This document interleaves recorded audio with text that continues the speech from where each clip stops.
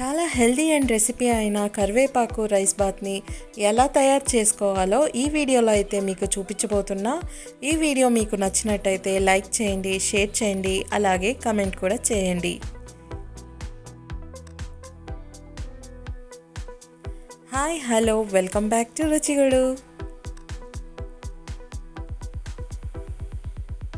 ముందుగా కరివేపాకు రైస్ బాత్కి కరివేపాకు తీసి పెట్టుకున్న, అలాగే పచ్చిమిర్చి, సాల్ట్ కూడా వేసుకోవాలి. ఇందుకు మనకు బ్లెండర్ తీసుకోండి. బ్లెండర్ లేకుంటే ఒక చిన్న మిక్సీ జార్ తీసుకొని మిక్సీ జార్లోకి పచ్చిమిరపకాయలు, తర్వాత కరివేపాకు, తర్వాత కొద్దిగా సాల్ట్ వేసుకొని కొద్దిగా నీళ్ళు పోసుకొని మెత్తగా స్మూత్ పేస్ట్ లాగా తయారు చేసి పెట్టుకోవాలి. కరివేపాకు పేస్ట్ని అయితే ముందుగా తయారు చేసి పెట్టుకోవాలి.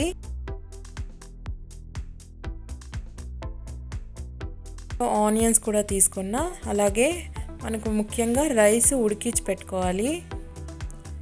ఇక్కడ ఒక కడాయి తీసుకున్న, కడాయిలో కొద్దిగా ఆయిల్ వేసుకోండి. ఒక 3 టేబుల్ స్పూన్ ఆయిల్ వేసుకొని ఇప్పుడైతే పోపు గింజలు వేసుకోవాలి. పోపు గింజల్లోకి నేను గ్రౌండ్ నట్స్ వేసుకున్న, పల్లీలు, ఆవాలు, జీలకర్ర, చన్నదాల్, అలాగే ఉద్దిపప్పు వేసుకొని బాగా ఆయిల్లో వేయించుకుంటున్నా. సో కొద్దిగా గ్రౌండ్ నట్స్ కూడా బాగా వేగాలి.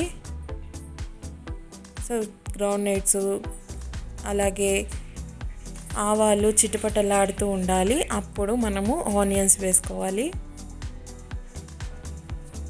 వేగిపోయాయి. ఇప్పుడు మనము గ్రైండ్ చేసి పెట్టుకున్న పేస్ట్ని, కరివేపాకు పచ్చిమిర్చి పేస్ట్ని ఇందులో వేసుకొని పచ్చి వాసన పోయే వరకు ఆయిల్లో వేయించుకోవాలి. ఈ ప్రాసెస్ అంతా మనము లో ఫ్లేమ్లో పెట్టుకొని గ్యాస్ని వేయించుకోవాలి. అలాగే పసుపు, రుచికి తగినంత ఉప్పు వేసుకొని ఇంకాసేపు ఆయిల్లోనే వేయించండి. సో కరివేపాకులో ఉన్న పచ్చి వాసన అంతా వెళ్ళి టేస్టీగా వస్తుంది మనకు.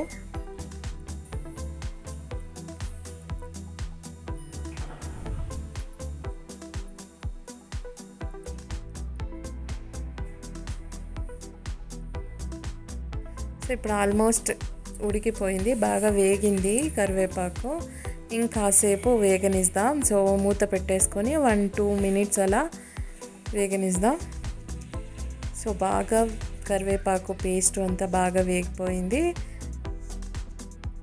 ఇప్పుడు మనము రైస్ యాడ్ చేసుకోవాలి. మనం ఆల్రెడీ బాయిల్ చేసి పెట్టుకున్న రైస్ని యాడ్ చేసుకొని బాగా మిక్స్ చేసుకోవాలి అన్నమాట. చేసుకున్న తర్వాత కాసేపు మూత పెట్టేసుకొని ఒక 5 మినిట్స్ అలా లో ఫ్లేమ్లోనే పెట్టండి. సో ఆ కరివేపాకు గొజ్జంతా రైస్లోకి వెళ్ళి మనకు టేస్ట్ వస్తుంది. ఈలోపు మనము కొంచెం గీ తీసుకొని ఒక బౌల్లో గీ పెట్టుకొని గీలోకి కొంచెం క్యాష్యూ నట్స్, అలాగే ఎండుమిరపకాయలు, జీడిపప్పు, ఎండుమిరపకాయలు వేసుకోండి. కరివేపాకు అన్నంలోకి నెయ్యి, జీడిపప్పు కాంబినేషన్ చాలా బాగుంటుంది. సో లాస్ట్లో ఇది గార్నిషింగ్ చేసుకోండి. అంతే, సింపుల్ అయిన కరివేపాకు రైస్ బాత్ రెడీ అయిపోయింది. చాలా టేస్టీగా అండ్ చాలా హెల్తీగా కూడా ఉంటుంది. పిల్లలు కూడా చాలా ఇష్టపడి తింటారు ఈ కరివేపాకు రైస్ బాత్ని.